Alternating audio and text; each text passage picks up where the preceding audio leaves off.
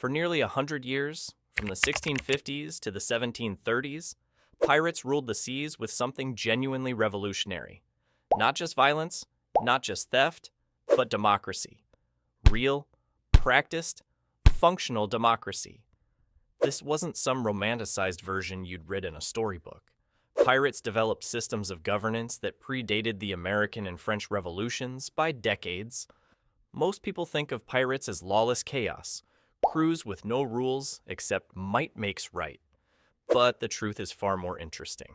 Pirates created checks and balances, elected their leaders, and distributed wealth according to written codes that every crew member had to swear to.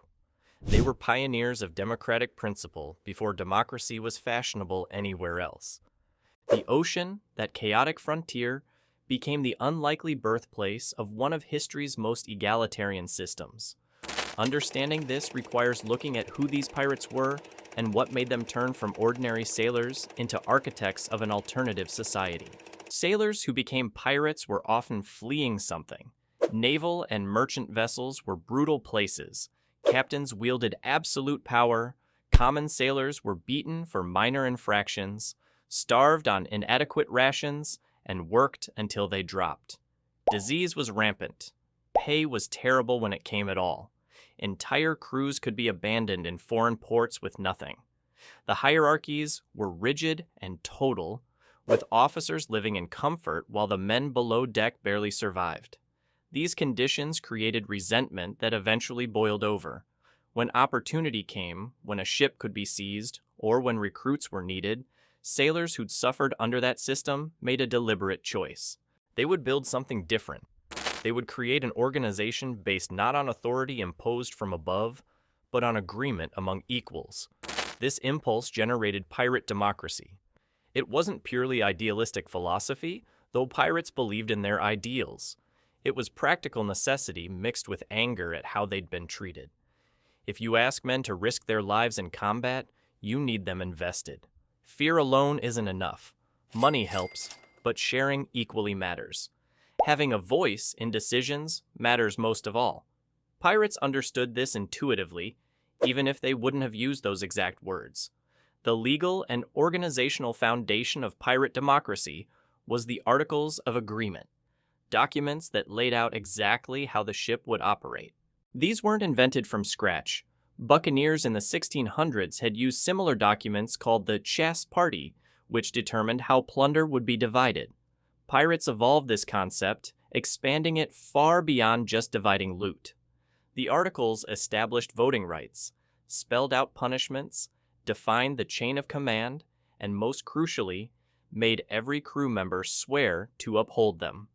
Before a ship set sail, the captain was elected, and the Articles were read aloud. Every man had to agree to them, sometimes swearing on a Bible if one was available, or on pistols, swords, or whatever was handy. This was binding. It was their constitution. The beauty of it was that these weren't gifts from a leader graciously granting rights. They were agreements that everyone participated in creating. If you didn't like the terms, you didn't have to join. But once you did, you were bound by rules you'd voluntarily accepted, which made those rules far more legitimate in the eyes of the crew than any decree shouted from a captain's quarters ever could be. The actual mechanics of pirate government were sophisticated in ways people often overlook. The captain held executive power, but wasn't an absolute ruler. Power was shared with the quartermaster, an elected position that served as a counterbalance. The captain led in combat, made tactical decisions during battle, and represented the ship in negotiations. But the quartermaster controlled the distribution of plunder, administered punishments for infractions, and most importantly, represented crew interests. The quartermaster could object to the captain's decisions. The captain couldn't undertake major actions without quartermaster approval. This was a dual executive system that prevented any single person from seizing total control. Beyond the captain and quartermaster, larger decisions about where to sail, what ships to attack, or whether to accept terms from another vessel were put to a vote. All crew members participated. Disputes between crew members were often settled by duels, fought to first blood to avoid killing valuable crew. Desertion and cowardice could result in marooning, abandonment on a remote coast with minimal supplies. Theft was punished by disfigurement. These rules were harsh, but they were known in advance and applied equally. A captain could be voted out if he proved cowardly or brutal. This happened regularly. The system had eel teeth. One of the best documented examples of pirate democracy in action was Bartholomew Roberts, known as Black Bart. His story demonstrates both the ideals and realities of the system. Roberts was originally a merchant sailor, captured when his ship was seized by pirates. The pirate captain at the time was Howell Davis, who convinced Roberts to join the crew. 6 weeks later, Davis was killed attempting to kidnap the governor of Principe, and the crew assembled to elect a new leader. They chose Roberts, an ordinary sailor with no prior command experience. Roberts accepted, and on that same day, led a raid for revenge and captured 2 more ships. What's remarkable is the timing. Roberts became captain in 1719, elected by a crew of common pirates. Democracy in Parliament, widespread voting rights, and universal male suffrage wouldn't be established in Europe for another century or more.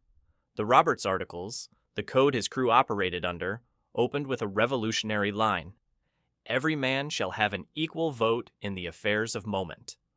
The code stipulated that plunder would be divided equally, with extra portions only for the captain and senior officers. Disputes between crew members would be resolved with duels to first blood. Deserters, cowards, and thieves would be punished severely, often marooned on deserted islands. The code also established one of history's first formal disability compensations, promising specific amounts of money or property to crew members who lost limbs or eyes in service. But pirate democracy, like all systems, had significant limitations that shouldn't be ignored. Not everyone aboard was there voluntarily or had voting rights. Most pirate ships carried forced laborers, captives from vessels that refused to join or couldn't be useful to the crew otherwise. These people, sometimes numbering between 10 and 60% of a ship's complement, were essentially slaves. They had no vote, no voice, no stake in governance. Additionally, the democratic system broke down in combat situations. Once battle began, the captain had complete and unquestioned authority. Survival in violent encounters required swift decision-making without the luxury of committee meetings. Crew members understood this and accepted it, but it meant that the most critical moments of a pirate's life were governed by autocracy, not democracy. Furthermore, the justice system, while codified, was brutal and final. There was no appeal process. A captain voted out could be set adrift without mercy. A deserter could be marooned with 1 day of provisions. Democracy didn't mean mercy or gentleness. It meant that decisions were made by the majority, not by individual whim. The legacy of pirate democracy extends far beyond the golden age of piracy itself. Pirates contributed to the development of early American democracy in unexpected ways, by selling stolen goods in colonial ports and spending their earnings freely. Pirates stimulated local economies and helped struggling settlements survive. Charleston and Port Royal became wealthy trading centers, partly because of pirate money flowing through them. Freed slaves were welcomed aboard pirate ships with equal voting rights and shares of plunder, making pirate crews some of the most integrated fighting forces in 18th century waters. The very concept of majority rule, of voting out leaders, of written codes protecting crew rights, all filtered into broader discussions about how societies should be organized. In modern times, the term pirate has been reclaimed by a new movement entirely. Pirate parties emerged in the 2000s, starting in Sweden in 2006, spreading to over 60 countries. These contemporary political parties adopted the pirate name deliberately, not to advocate for crime, but to reclaim terminology used against those who believe society's rules need rethinking. The original Pirate Party focused on copyright reform and digital rights, arguing that information should flow freely in the internet age. Modern pirate parties employ innovative democratic mechanisms, including liquid democracy, where members can vote directly on issues or delegate their vote to trusted representatives who share their views. The name itself echoes the spirit of those historical pirates who rejected hierarchy and created alternatives based on collective decision-making. Understanding pirate democracy forces us to see these figures differently. They weren't just romanticized villains or bloodthirsty criminals, though many were certainly brutal. They were also men and women who, having experienced the worst of authoritarian hierarchies, deliberately constructed something more egalitarian. Did they achieve perfect democracy? No. Their system was limited, sometimes brutal, often practical rather than idealistic. But they proved that sailors could govern themselves, that crews could make decisions collectively, and that ordinary people had both the capacity and the desire for meaningful participation in governance.